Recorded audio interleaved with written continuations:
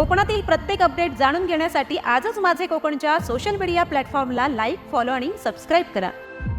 सहाय्यक पोलीस निरीक्षक अश्विनी बिद्रे हत्याकांड प्रकरणातील मुख्य आरोपी आणि बडतर्फ वरिष्ठ पोलीस निरीक्षक अभय कुरुंदकरसह साथीदार कुंदन भंडारी, महेश फाळणीकर यांना पनवेल सत्र न्यायालयाने दोषी ठरवले आहे।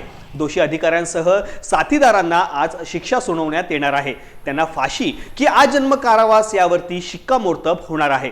त्यामुळे अश्विनी बिद्रे हत्याकांड निकालाकडे राज्यासह पोलीस दलाचे लक्ष लागले आहे। पनवेल येथील सत्र न्यायाधीश खटल्याचा निकाल देणार आहेत।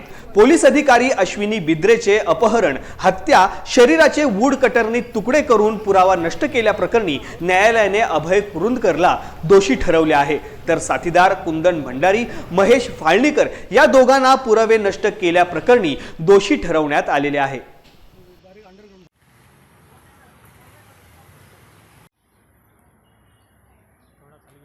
माझ्या आईची खूप निर्घृणतेने हत्या करण्यात आली आहे। या आरोपींना फाशीची शिक्षा व्हावी अशी माझी मागणी आहे।